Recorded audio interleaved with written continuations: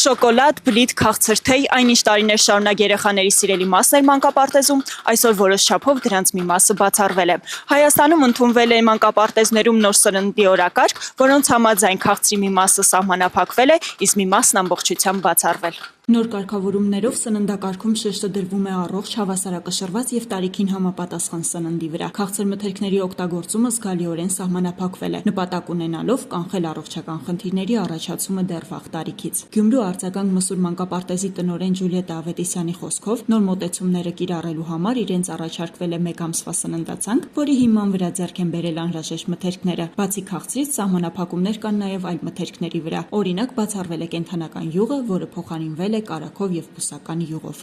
Իսկ պարհանվել է քաղցր կոնֆետեղենը,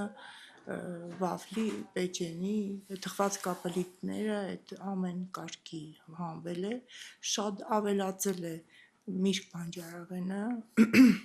որը շատ գովելի է, փոխվել է հացը, այսինքն պահանջվում է նաև ամբողջահատիկ հաց, եւ մենք փորձել ենք դա էլ կազմակերպել։ Շատացել է, ասենք, մսի ընդունումը, թարմ տավարի միսը, բայց հանվել է, ենթադրենք, մսի պահածոն, այն ներմուծված միսը, որ անցյալ տարի կոնկրետ մենք ունեինք։ Այն միջինը գտնել, որ երեխան սոված չմնա, ի վերջո գոյություն ունի նաև չափ սննդի։ Փորձում ենք միջինը, մակարոնեղենն են ավելի քչացրել, ասենք, եթե առաջ ամեն օր կարող էր դա լինել սննդակարգում, այսօր 1-2 անգամ։ Ու փոխվել է, ասենք, մակարոնի տեսակներ ենք մեր մուծել, սպագետի, արիշտա, որը ավելի գովելի է։ Այսօր կերել եմ ես հաց, կարագ, պեջենի եւ կակաո։ Համեղ էր։ Այո։ Տանձոր, ապրեք, պիցա, բանան, տանձ, ապրեք, կոկա-կոլա, չիպս, ապրեք։ Նախադպրոցական ուսումնական հաստատություններում նոր սննդային կարգավորումները դեռ նոր են կիրառվում, սակայն կան հաստատություններ, որտեղ քաղցր սնունդը երբեք չի ներառվել երեխաների օրակարգում։ Մեր սննդակարգը կազմվել է սննդաբանի կողմից ի սկզբանե, բացառելով քաղցրի առկայությունը, ինչպես նաև աղի առկայությունը, չափաբաժինը, սահմանափակումները, ալյուրի սահմանափակումները, ալրային սննդամթերքի սահմանափակումները, այնպես որ անկեղծ ասած մեզ համար առանձնապես այսպես շոկային չի եղել այս փոփոխությունը, որովհետև մեր բալիկները սովոր են, որ քաղցրը ռացիոնում կարելի է ասել գրեթե չկա։ Աստեր մանկան զարգացման կենտրոնի տնօրեն Աստղիկ Եդիգարյանի խոսքով իրենց մոտ բացառություն արվում է միայն երեխաների ծննդյան օրերին, այն էլ ինքնատիպ լուծմամբ, չեն օգտագործում կենտրոնից դուրս պատրաստված խմորեղեն։ Սկսել ենք դրանք պատրաստել կենտրոնում ինքներս եւ ձևավորել երեխաների հետ շաքարի շատ սահմանափակ առկայությամբ։ Եդիգարյանի խոսքով, երբ ծնողները գրանցում են երեխաներին կենտրոն հաճախելու համար, լրացնում են հատուկ հարցաթերթիկ, նշելով երեխաների մոտ առկա ալերգիկ բնույթի դրսևորումները եւ այն մթերքները, որոնք նրանց արգելվում են։ Նոր սննդակարգի հաջողությունը մեծապես կախված է երեխաներից, թե ինչպես են նրանք ընդունում փոփոխությունները։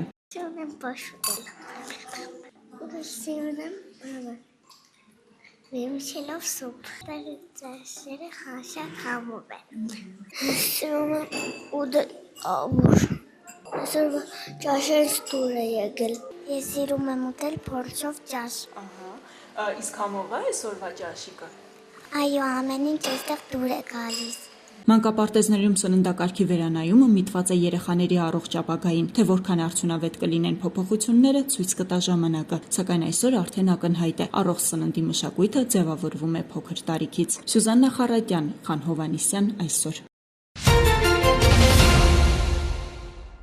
Փետրվարի 4-ին Հայաստանի Հանրապետության վարչապետ Նիկոլ Փաշինյանն Աբու Դաբիում Արաբական Միացյալ Էմիրություններում հանդիպում է ունեցել Ադրբեջանի Հանրապետության նախագահ Իլհամ Ալիևի հետ։ Կողմերը ողջունել են Վաշինգտոնում ԱՄՆ նախագահ Դոնալդ Թրամփի հյուրընկալությամբ եւ վկայությամբ կայացած խաղաղության գագաթնաժողովի պայմանավորվածությունների իրականացման գործում արձանագրված առաջընթացը։ Նրանք նշել են Հայաստանի եւ Ադրբեջանի միջև հարաբերությունների կարգավորման գործընթացի դրական դինամիկայի պահպանման եւ եւ առաջմղման կարեւորությունը երկկողմ ձևաչափով։ Կողմերն ընդունել են, որ երկու հասարակություններն էլ ականատես են լինում խաղաղության իրական օգուտներին առօրյայում։ Նրանք գոհունակություն են հայտնել երկկողմ առևտրի մեկնարկի եւ Ադրբեջանից Հայաստան նավթամթերքի շարունակական արտահանման, ինչպես նաեւ երրորդ երկրների ցածահատիկի եւ այլ ապրանքների տարանցման իրականացման կապակցությամբ Ադրբեջանի տարածքով դեպի Հայաստան։ Կողմերը համաձայնել են շարունակել ուսումնասիրել երկկողմ առևտրատնտեսական համագործակցության ընդլայնման հնարավորությունները։ Նրանք նաև ողջունել են քաղաքացիական հասարակության ներկայացուցիչների փոխադարձ այցելությունները եւ համաձայնել վստահության ամրապնդման միջոցառումների ընդլայնման անհրաժեշտության հարցում։ Վարչապետ Փաշինյանը եւ նախագահ Ալիևը քննարկել են TRIP-ի եւ այլ ենթակառուցվածքների նախագծերի իրականացումը։ Հայաստանի վարչապետը եւ Ադրբեջանի նախագահը վերահաստատել են իրենց պատրաստակամությունը շարունակելու աշխատանքը երկու երկրների միջև խաղաղության եւ կայունության հետագա ամրապնդման ուղղությամբ եւ համաձայնել պահպանել շփումները երկկողմ հարաբերությունների կարգավորման գործընթացին աջակցելու նպատակով։ Աբու Դաբիում աշխատանքային այցի շրջանակում Հայաստանի վարչապետ Նիկոլ Փաշինյանը հանդիպում է ունեցել Զայեդ մարդկային եղբայրության մրցանակի գլխավոր քարտուղար Մուհամմադ Աբդելսալամի հետ։ Մուհամմադ Աբդելսալամը շնորհակալություն է հայտնել վարչապետին հրավերն ընդունելու եւ այսօր կայանալիք Զայեդ մարդկային եղբայրության մրցանակաբաշխությանը մասնակցելու համար, կարևորելով նրա ներկայությունը միջոցառմանը։ Կողմերը վստահություն են հայտնել, որ Հայաստանի Հանրապետության վարչապետի եւ Ադրբեջանի Հանրապետության նախագահի մրցանակին արժանանալու փաստը նոր ազդակ կհաղորդի Հայաստանի Հանրապետության եւ Ադրբեջանի Հանրապետության միջև խաղաղության օրակարգին, ինչպես նաեւ կնպաստի տարածաշրջանում համագործակցության եւ կայունության ապահովման ուղղությամբ հետեւողական առաջընթացին։ Վարչապետ Փաշինյանը շնորհակալություն է հայտնել ջերմ հյուրընկալության եւ բարձր գնահատանքի համար, ընդգծելով խաղաղության եւ փոխադարձ վստահության վրա հիմնված նախաձեռնությունների կարեւորությունը։ Ոլորտային գործարքների թվայնացում, ֆիսկալ կայունության ապահովում եւ պետբյուջեի ծախսերի արդյունավետության շարունակական բարձրացում ֆինանսների նախարարության 2025-ի առաջնահերթություններն էին, իսկ այսօր սահմանվում են 4 հիմնական ուղղություններ հարկային քաղաքականության մասով։ Հիմնական միջոցների եւ ոչ նյութական ակտիվների ամորտիզացման համակարգի ազատականացումն է, ոսկե այրերի օտարման գործարքների մասով ԱԱ-ի հարկման բազայի որոշման կանոններն են պլանավորում վերանայենք, բանկերի հարկման մեխանիզմներն են պլանավորում փոփոխության ենթարկել եւ եկամտային եւ ծախսային քաղաքականությունների սինխրոնացումն է, որով պլանավորում ենք ավելի հազվադեպ ունենալ կամ տարի 1 ունենալ հարկային քաղաքականության փոփոխություններ։ Կներդրվի կառավարության ֆինանսական կառավարման համակարգ, մեկ վայրում կհավաքվեն բոլոր հնարավոր ծախսերը, վերահսկողությունը կլինի ավտոմատ, անհրաժեշտ տվյալներն էլ դուրս կբերվեն օպերատիվ։ Նախատեսված են նաև գնումների մասին օրենքում փոփոխություններ, կունենանք գնումների էլեկտրոնային նոր համակարգ։ Ըստ պլանի կսկսի աշխատել 2027-ից, գործընթացն ավելի թափանցիկ կդառնա։ Երբեմն ունենում ենք թվային եւ զուգահեռ թղթային, այսինքն թվայինը կա, ամբողջական կա, բայց միևնույնն է, նույնը կարելի է անել թղթային տարբերակով։ Դրանով իմ կարծիքով մենք թվայնացման մոտիվացիան եւ արդյունավետությունը եւ մեր ծախսի արդյունավետությունը նվազեցնում ենք, որովհետեւ այնտեղ որտեղ ասում ենք թվայնացում, մանավանդ երբ որ խոսքը գնում է գնումների մասին, պետք է թղթայինը բացառվի։ Թվայնացման գործընթացում կարևորվում է արհեստական բանականության ներդրումը բոլոր հնարավոր ոլորտներում, այդպիսով կբացառվի մարդկային կողմնակալության հնարավորությունը, սխալները կկրճատվեն։ Մենք պետք է այս հնարավորություններից օգտվենք մեր կառավարման արդյունավետությունը բարձրացնելու համար։ Կոնկրետ նախագծի փորձաքննություն, համալիր փորձաքննություն։ Կամ նույն տեսեք, որ ասում ենք տեխնիկական առաջադրանք, չէ՞։ Մենք պետք է անցնենք նաև ստեղ, որ տեխնիկական առաջադրանքները մենք իրան պետք է բացատրենք ինչ ենք ուզում, ինքը հարցեր տա եւ տեխնիկական առաջադրանքի մեջ էլ արհեստական բանականությունը պետք է ներդրված լինի։ Պետական համակարգում կան ծառայություններ ու ստորաբաժանումներ, որոնց հիմնական գործառույթը տարատեսակ մոնիթորինգներն են։ Կառավարության ղեկավարն առաջարկում է այդպիսի աշխատանքները վստահել արհեստական բանականությանը։ Այդպիսով տեղի ունեցող միաժամանակյա հազարավոր պրոցեսներին արձագանքը չի ուշանա։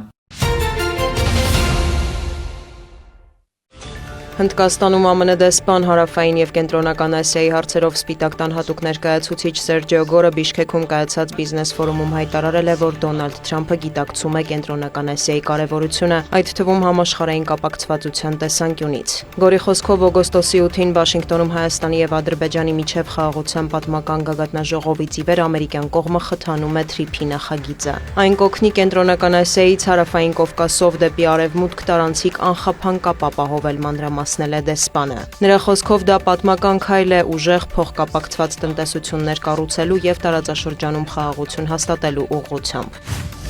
Սպիտակ տանը մամուլի ասուլիսում Դոնալդ Թրամփը հաստատել է, որ Իրանի հետ բանակցություններ են ընթանում եւ առաջիկայում դրանք կշարունակվեն։ Դեռ կտեսնենք արդյոք ինչ-որ բան կստացվի, նրանք նախկինում հնարավորություն ունեին ինչ-որ բան անելու, սակայն ձախողեցին, նշել է ԱՄՆ նախագահը, հույս հայտնել, որ ռազմական սցենարից հնարավոր կլինի խուսափել։ Սպիտակ տան խոսնակն էլ հայտարարել է, որ ԱՄՆ կենտրոնական հրամանատարության ուժերը խոցել են իրանական անօդաչու թռչող սարք, որը մոտեցել է Արաբական ծովում ամերիկյան ավիակրին, եւ ըստ Քերոլայն Լևիթի ագրեսիվ գործողություններ էր կատարում։ Նա հավելել է, որ այս միջադեպը չի խանգարի բանակցային գործընթացին։ Ակնկալվում է, որ փետրվարի 6-ին տեղի կունենա ԱՄՆ նախագահի հատուկ բանագնաց Սթիվ Ուիտկոֆի եւ Իրանի արտգործնախարար Աբբաս Արաղչիի հանդիպումը։ Ըստ ԶԼՄ-ների այն Ստամբուլից տեղափոխվել է Օման իրանական կողմի խնդրանքով։ Օրակարգում է լինելու Իրանի միջուկային ծրագիրը։ Թուրքիայից հայտարարել են, որ պատրաստ են միջնորդի դեր ստանձնել Վաշինգտոնի եւ Թեհրանի միջև։ Ռեջեփ Էրդողանը շեշտել է, հարկավոր է նվազեցնել լարվածությունը եւ բացառել Իրանի դեմ ցանկացած ռազմական քայլ։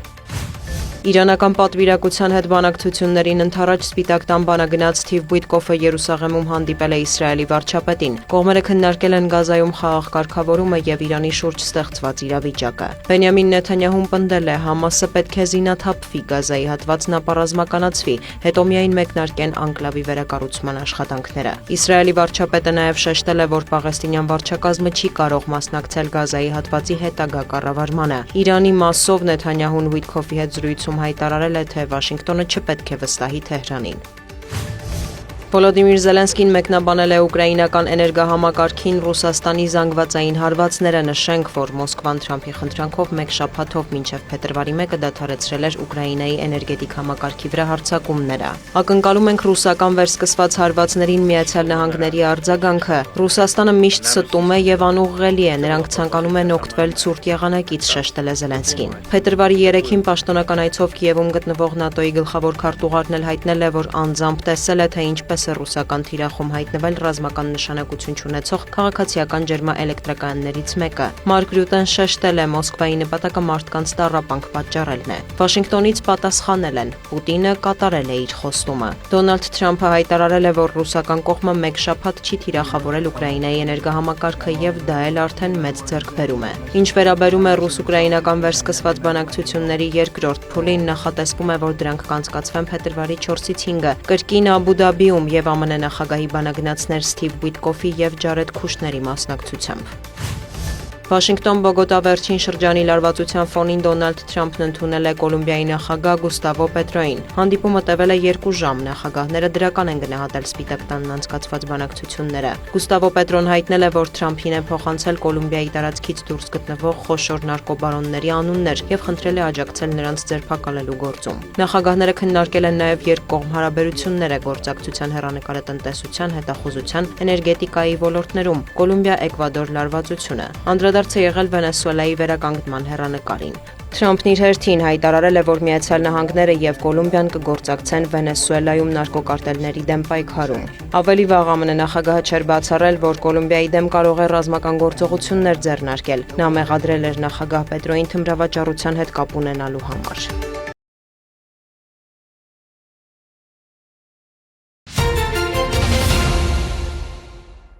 Կառավարության որոշմամբ ապրիլի 1-ից բոլոր պետական նպաստների, այդ թվում կենսաթոշակների եւ երեխայի ծննդով պայմանավորված նպաստների վճարումը կիրականացվի բացառապես անկանխիկ եղանակով։ Առիթ օգտագործելով իրազեկենք այն քաղաքացիներին, ովքեր մինչ այժմ իրենց կենսաթոշակը կամ նպաստը վճարվում էին հայփոստ ծառայության միջոցով, կարող են մոտիկանալ միասնական սոցիալական ծառայության ցանկացած տարածքային կենտրոն, ներկայացնեն համապատասխան դիմում վճարող կազմակերպության փոփոխության վերաբերյալ։ Այն քաղաքացիները, ովքեր ֆիզիկական ինչ պատճառներով չեն կարողանում ներկայանալ տարածքային կենտրոններ, Միասնական սոցիալական ծառայությունը այդ քաղաքացիների համար ստեղծել է on-line հարթակ, որպեսզի քաղաքացին ինքնուրույն կարողանա մուտք գործել հարթակ եւ ներկայացնել վճարող կազմակերպության փոփոխության դիմում։ Կենսաթոշակը կամ նպաստն անկախիկ եղանակով ստացող քաղաքացիները առևտրի կետերում կամ այլ կառույցներում քարտով վճարումներ կատարելու դիմաց կստանան հետվճար 20%-ի չափով, բայց ոչ ավելի քան 10,000 դրամը։ Հարցումներից պարզեցինք, որ կենսաթոշակառուների մի մասը առայժմ տեղյակ չէ փոփոխության մասին, չեն ժխտում բանկային քարտի ծառայություններից, ոչ բոլորն են կարողանում օգտվել։ Շատ դժվար է։ Կաղնում են բանկոմատների առաջին ասում են բանը ինչ է խնդրում եք օգնեք որ ստանանք։ Դե որ չեն կարող ինչ ասեմ։ Մեծահասակների համար ընտանիքի անդամները երևի օգնում են որ օգտվեն։ Մարդկա ինքը միայնակա չի ապրում, ասեն քարտով իրան հարմար չի։ Բաներ կա որ քարտով չի դառնում։ Կոմունալ դեպքում բոնուս չկա։ Գոնե բոնուս լիներ, մարդիկ օգտվեին։ Կարողանալ եք օգտվել։ Դե որ ձևն ասեն օգտվել ում էլի։ Որ ձևն աս, ասեք փոքր երախան որ բան չիմանում ցույց են տալիս սովորացում։ Մեծ հասակնալ առած մարդը տենց է փոքր արդեն։ Ամենաճիշտ վարիանտը այդ է, էլի անկախիկը։ Շատերը գիտեն թե պիտի անպայման շոշափվի։ Տենց է։ Քարտային հեշտ է, էլի առևտուրանալու ինչ իմանամ։ Համել եթե քանի որ այդ քեշբեքը կա, մի քիչ լավ է։ Եթե ի վերջո իրավիճակն այնպիսին է, որ նպաստառուն կամ կենսաթոշակառուն ֆիզիկապես ի վիճակի չէ հաշվառվել անկանխիկի նոր ծրագրում, սոցիալական ծառայության աշխատակիցները կուղղորդեն, նշում է Ռոմա Զաքարյանը։ Այս դեպքում կարող է նշված քաղաքացիների ընտանիքի որևէ անդամ մոտիկանալ ծառայություն եւ ծառայության համապատասխան մասնագետների կողմից կստեղծվեն համապատասխան հարթակ, համապատասխան էջ, որպեսզի իրավունք ստանան on-line դիմում ներկայացնելու։ Կապանի տարածքային կենտրոնի տնօրենի կարծիքով հեռավոր գյուղերում բնակվողների դեպքում եւս ժամանակի ընթացքում խնդիրներ չեն լինի։ Քարտային վճարումներից ստացվող 20% հետվճարը ըստ Ռոմա Զաքարյանի փոքր գումար չէ եւ ոգևորիչ է։ Արդեն հունվարի 1-ից սկսած բավականին մեծ քաղաքացիներ մոտիկանում եւ դիմումներ են ներկայացնում, բացի դրանից ծառայության համապատասխան մասնագետները զանգերի միջոցով տեղեկացնում են քաղաքացիներին, որպեսզի ապրիլի 1-ի դրությամբ ամբողջությամբ բոլոր քաղաքացիները անցում կատարած լինեն արդեն անկանխիկ եղանակի։ Բանկերի թիվը բավականին մեծ է եւ կարծում եմ քաղաքացիների համար բավականին հեշտ process է այս ամենը կազմակերպել։ Նպաստներն ու կենսաթոշակները ամբողջությամբ անկանխիկ եղանակով վճարման ծրագրի պատասխանատուները վստահ են, փոփոխությունը արդյունավետ է գործում, փաստում են թվերը։ Ըստ էության որևէ այլ պարագայ, որևէ դեպքում մենք չենք վճարելու կանխիկ, հիմա էլ է իրականում թիվը բավական իջնում եւ օրինակ կարող եմ ասել, որ միայն վերջի 1 ամսում 10,000-ով իջել է կանխիկով ստացողների թիվը, ունենք այս պահին 661,000 քաղաքացուց, որ որևէ տեսակի նպաստ կամ կենսաթոշակ է ստանում, կանխիկ ստանում է ընդամենը 60,000-ը, 600,000-ը ստանում է արդեն անկանխիկ եւ նորից եմ ուզում նշել, միայն 10,000-ը, այսինքն տենդենսը ավտոմատ կա, բայց մենք այս որոշումով դա կարագացնենք։ Հերմինե Միքայելյան, Ալեն Ծատրյան, Տիգրան Թումանյան, Սյունիք լուրեր։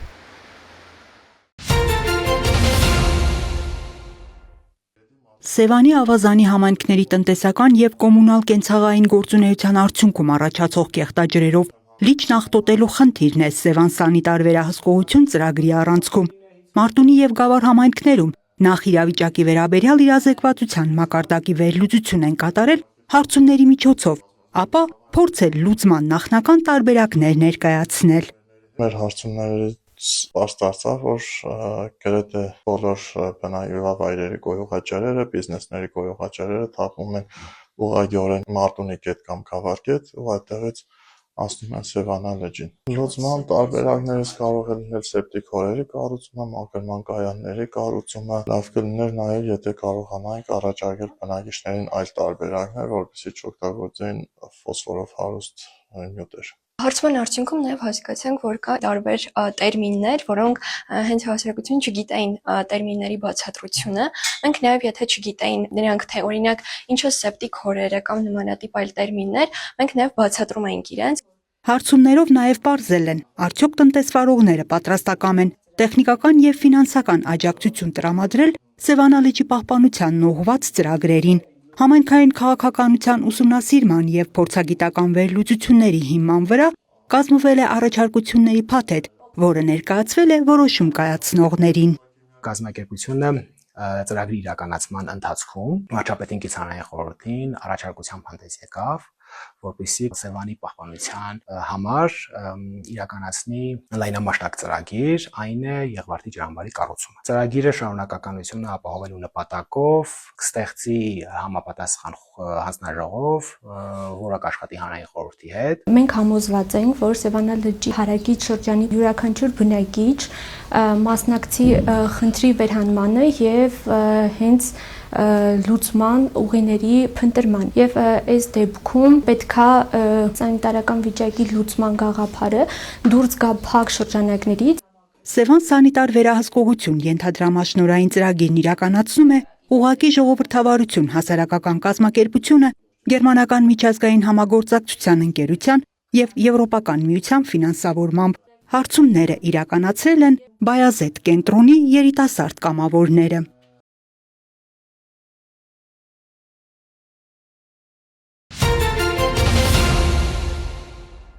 Պետական եկամուտների կոմիտեն հավատարիմ մնալով պետության եւ հանրային շահի պաշտպանության իր առաքելությանը շարունակում է հետևողական եւ անզիջում պայքար մղել Հայաստանի Հանրապետության պետական սահմանով թմրամիջոցների ապօրինի տեղափոխման դեպքերի բացահայտման ուղղությամբ։ Օրերս ագարակ սահմանային անցման կետում, պետական սահմանից համակային անցման կետերում մաքսային սպասարկման եւ հսկողության վարչության եւ մաքսանենգության դեմ պայքարի վարչության աշխատակիցները համատեղ մաքսային զնման են ենթարկել Իրանի Իսլամական Հանրապետությունից Հայաստանի Հանրապետություն ժամանած քաղաքացի ԱՓՀ-ի կողմից չհագործվող բեռնատար ավտոմեքենան։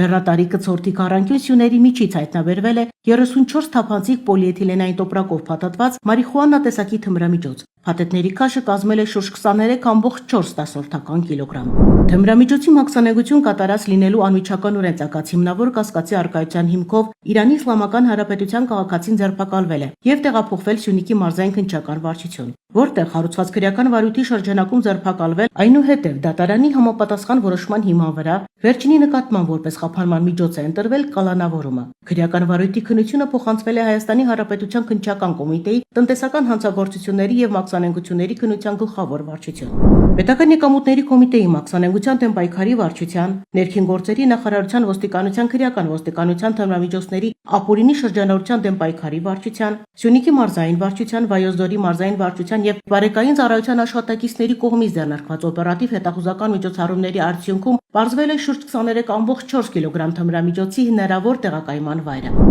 Վերահսկելի մատակարարում եւ գնում օպերատիվ հետախուզական միջոցառման շրջանակում Երևան քաղաքից դեպի Մասիս քաղաք տանող ճանապարհահատվածում թմրամիջոցների մաքսանենգություն եւ իրացում կատարելու անմիջականորեն ցակած հիմնավոր կասկածի առկայության հիմքով ձերբակալվել եւ մաքսանենգության դեմ պայքարի վարչություն է տեղափոխվել Հայաստանի Հանրապետության երկու քաղաքացի։ Ձերբակալված ԵԱ-ն եւ ՍՋ-ն ներկայացվել են քննչական կոմիտեի տնտեսական հանցագործությունների եւ մաքսանենգությունների քննության գլխավոր վարչություն, որտեղ քրեական օրենսգրքի համապատասխան հոդվածների հատկանիշներով նախաձեռնված քրեական վարույթի շրջանակում վերջինները ձերբակալվել են։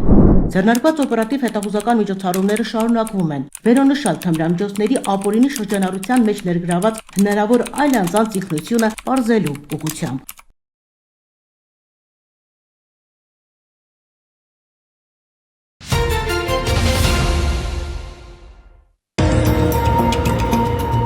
Քրեական ոստիկանության թմրամիջոցների անօրինական շրջանառության դեմ պայքարի վարչության ծառայողները հերթական օպերատիվ տեղեկությունն իրացրին հունվարի 31-ին։ Ըստ տեղեկության 31-ամյա երկու տղամարդիկ պարբերաբար ձեռք էին բերում եւ իրացնում խոշոր չափերի տարատեսակ թմրամիջոցներ։ Հունվարի 31-ին ժամը 20:45-ի սահմաններում Մայրաքաղաքի Սիլիկյան թաղամասում թմրանյութ իրացնելու պահին քրեական ոստիկանները ձերբակալեցին տղամարդկանց եւ նրանցից մեկի վարած ՎԱԶ-2106 մակնիշի ավտոմեքենայով հանդերձ տեղափոխեցին համայնքային ոստիկանության Մաշտոցի բաժին։ Մեքենան տեղափոխվեց պահպանվող հատուկ տարածք եւ կնիքվեց։ Խուզարկությամբ նրանցից մեկի մոտ հայտնաբերվեց մոխրացած հետքերով կաթուծիչ, իսկ մյուսի մոտ ավելի քան 41 գրամ մեթամֆետամինի նմանվող զանգված կար։ Աչափնյակ եւ Դավթաշեն վարչական շրջանների քննչական բաժնում նախաձեռնվեց քրեական վարույթ, երկուսն էլ ձերբակալվեցին։ Դատարանի որոշմամբ փետրվարի 1-ին խուզարկություն կատարվեց ՎԱԶ-2106 մակնիշի մեքենան վարած 31-ամյա տղամարդու բնակարանում։ Հայտնաբերվեց մեթամֆետամինի նմանվող զանգվածով 1 փաթեթ, 2 կիլոգրամ 29 29 գրամ քաշով, իսկ նրա վարած մեքենայի խուզարկությամբ հայտնաբերվեց նույնանման զանգվածով 2 փաթեթ, ընդհանուր մոտ 415 գրամ քաշով։ 31-ամյա տղամարդիկ կալանավորվել են, նախաքննությամբ հանգամանքները պարզվում են։